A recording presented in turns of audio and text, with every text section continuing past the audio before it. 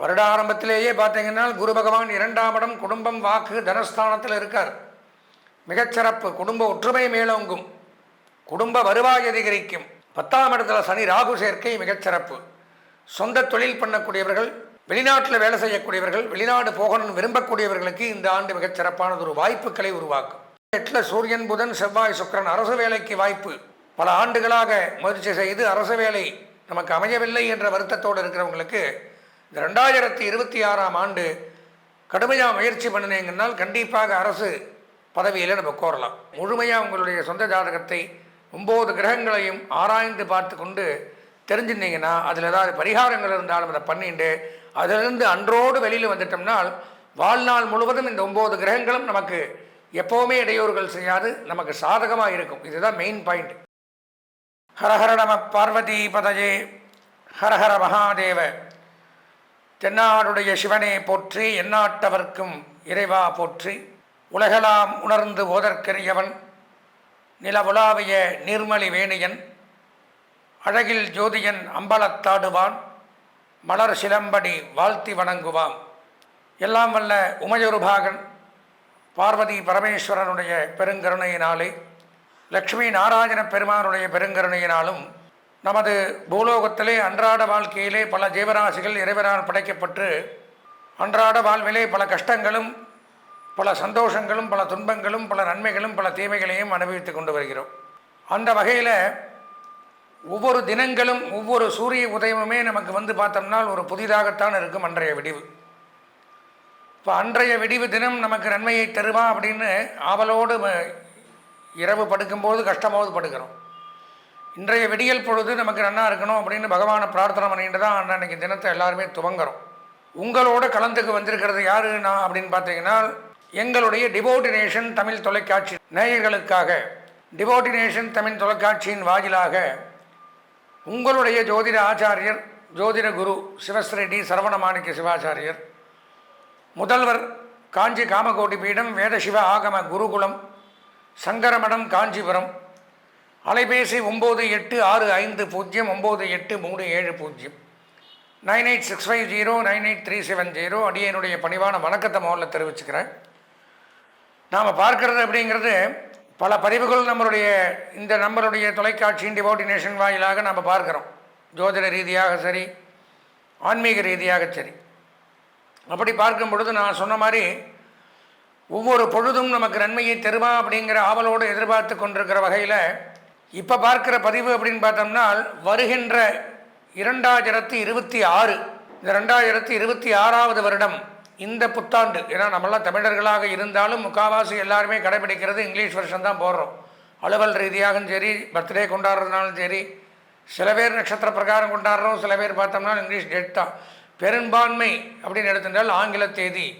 இப்போ ஆங்கில புத்தாண்டை தான் ஜனவரி 1ன்னு கொண்டாடி, ஏன்னா எல்லாமே அலுவல் ரீதியாக எல்லாமே அப்படி தான் நம்ம பழக்கத்தில் கொண்டு வரும். அப்படி பார்க்கும் பொழுது இந்த 2026ஆம் ஆண்டு 12 ராசிகளுக்கும் அன்றைய அந்தந்த வருஷத்தினுடைய நிலவர பிரகாரம் என்னென்ன பயிற்சிகள் நடக்கும், எப்படி இருக்கும் அப்படிங்கிறதெல்லாம் நம்ம பல வகையான ஜோதிட நூல்கள், அரிச்சுவடிகள், புலிப்பாணி சித்தர் இவரெல்லாம் எழுதி வைத்துட்டு போன பிரகாரம் இன்னென்ன கிரகம் இந்த இடத்துல இருந்தால் என்னென்ன நன்மைகள் அப்படிங்கிறது தான் இந்த பதிவில் நம்ம தெளிவாக பார்க்க இருக்கிறோம்.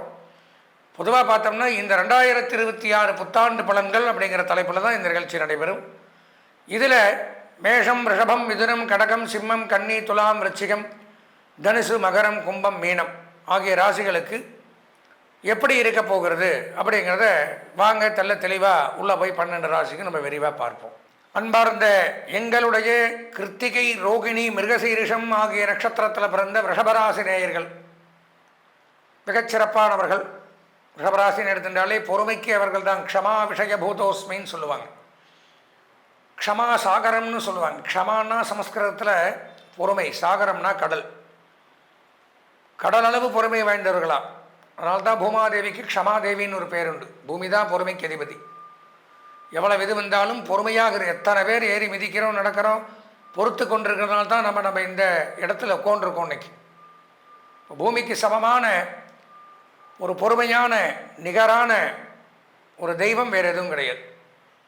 அப்பேற்பட்ட ஒரு பொறுமைசாலிகள் அப்படின்னு எடுத்திருந்தால் ரிஷபராசி நேயர்கள் எதையும் பொறுத்துப்பார்கள்.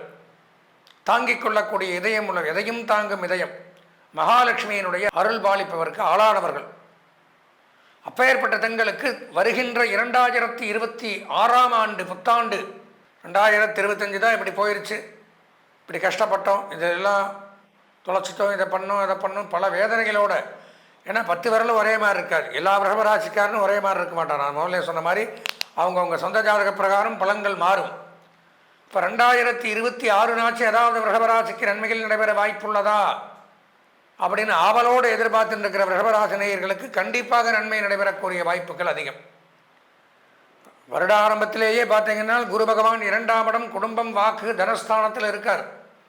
மிகச்சிறப்பு. குடும்ப ஒற்றுமை மேலோங்கும், குடும்ப வருவாய் அதிகரிக்கும், பிரிந்து சென்றவர்கள் ஒன்று சேருவார்கள், கணவன் மனைவிக்குள்ளே இருந்த கருத்து வேறுபாடுகள் விலகும், தொழிலில் ஒரு புதிய ஒப்பந்தம், பெரிய மனிதர்களுடைய சந்திப்பு, பெரிய மனிதர்களுடைய ஆதரவு, அரசாங்கத்தினுடைய அனுகூலம், உயர் பதவியில் வகிக்கிறது, புதிய நபர்களை சந்தித்து அவர்கள் மூலம் ஆதாயம் தேடுவது, இந்த மாதிரி அமைப்புகளை கொடுப்பார்.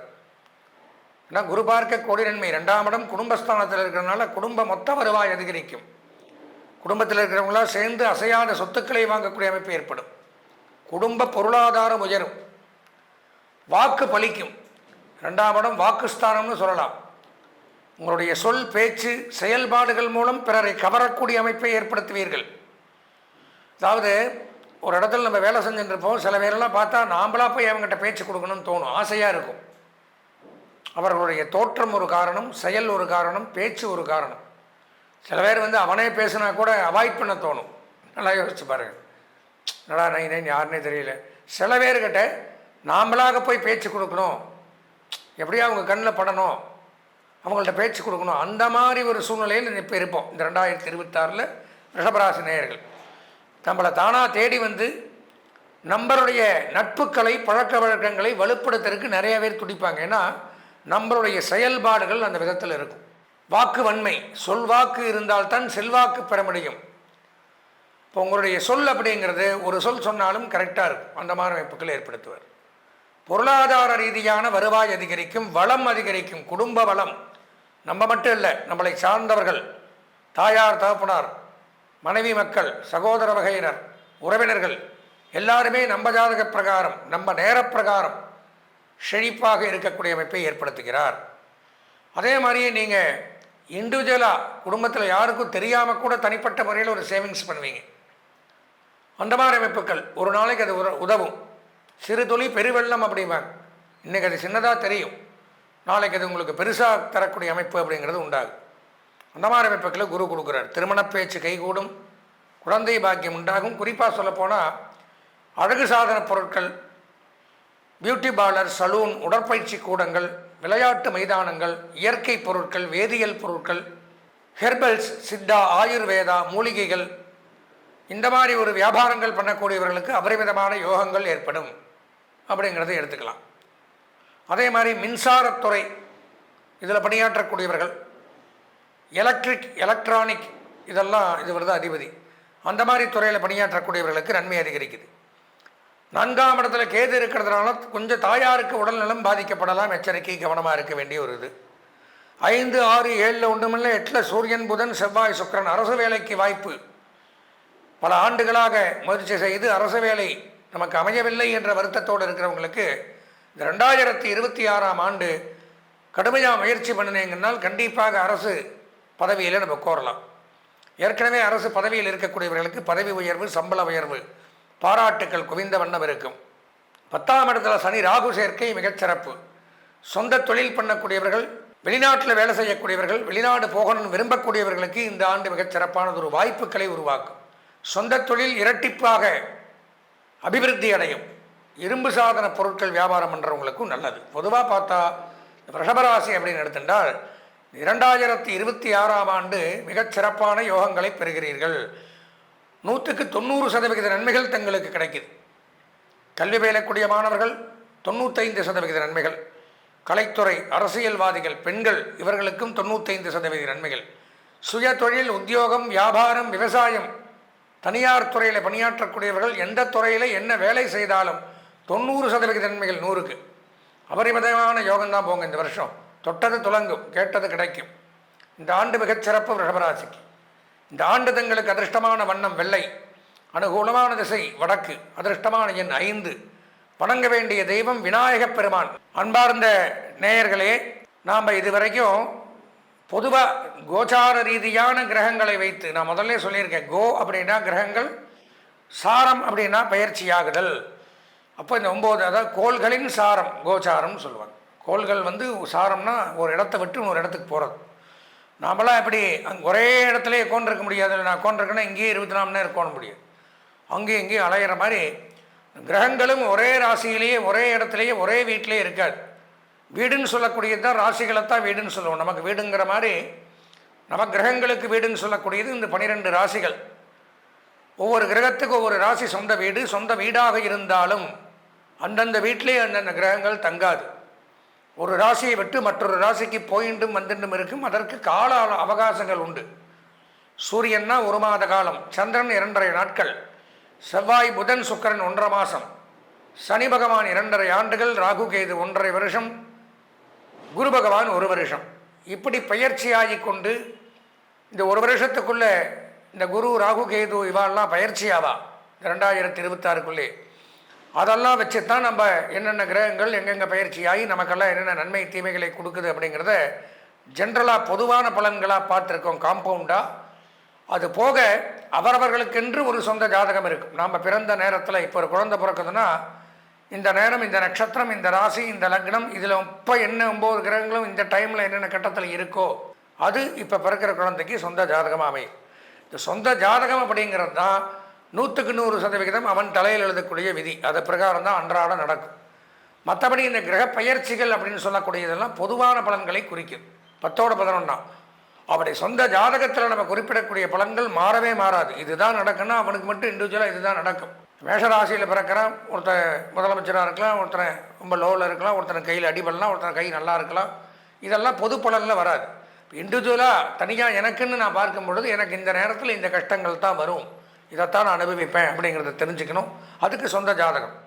அப்போது நம்ம என்ன தான் இந்த புத்தாண்டு பலன்களை நான் தெளிவாக விரிவாக சொல்லியிருந்தாலும் எதற்கும் ஒரு முறை நமது நேயர்கள் தங்களுடைய சொந்த ஜாதகத்தை முழுமையாக பார்த்து தெரிஞ்சு இந்த வருஷத்தில் நம்ம இதெல்லாம் பண்ணக்கூடாது, இதை பண்ணலாம், இந்த நன்மைகள் இந்த நேரத்தில் இந்த காலகட்டத்தில் நமக்கு நடக்க போகுது, அந்த அரிய வாய்ப்பை நம்ம பயன்படுத்திக்கலாம் இப்படிங்கிறதெல்லாம் அதை வச்சு தான் இன்ன தசாபுத்திகள் நடக்குது, இன்ன லக்னம் நமக்கு, இன்ன கிரக நிலவரங்கள், இதெல்லாம் தெரிஞ்சுக்கணும். அப்படின்னா அவசியம் வாழ்க்கையில் ஒரு தடவை சொந்த ஜாதகத்தை பார்க்கணும். அதுக்கு நீங்கள் பண்ண வேண்டியது என்னென்னா, ஸ்க்ராலிங்கில் என்னுடைய நம்பரான 9865 98370 இந்த நம்பர் என்னுடைய நம்பர். இது வரும். இதற்கு உங்களுடைய ஜாதகத்தை அனுப்பிச்சி வச்சு முழுமையாக உங்களுடைய சொந்த ஜாதகத்தை 9 கிரகங்களையும் ஆராய்ந்து பார்த்து கொண்டு தெரிஞ்சுருந்தீங்கன்னா அதில் ஏதாவது பரிகாரங்கள் இருந்தாலும் அதை பண்ணிட்டு அதிலிருந்து அன்றோடு வெளியில் வந்துட்டோம்னால் வாழ்நாள் முழுவதும் இந்த 9 கிரகங்களும் நமக்கு எப்போவுமே இடையூறுகள் செய்யாது, நமக்கு சாதகமாக இருக்கும். இதுதான் மெயின் பாயிண்ட். அதில் ஏதாவது ஒரு சின்ன கரும்புள்ளி, சின்ன ஒரு தோஷம் இருந்தாலும் எந்த நல்லது வந்தாலும் நம்மளால் அதை அனுபவிக்க முடியாத ஒரு கஷ்டத்தில் இருந்துருப்போம். இது முக்கியமான கருத்து, தெரிஞ்சுக்கணும். அதனால் சொந்த ஜாதகத்தை ஒரு முறை பார்த்து உங்களுடைய ஜாதகத்தில் இருக்கக்கூடிய தோஷங்களை விலகி நீங்கள் எல்லாம் வாழ்வாங்கு வாழ வேண்டும் என்று இறைவனை பிரார்த்தித்து ஆசீர்வதித்து விடைபெறுகிறேன். நன்றி, வணக்கம்.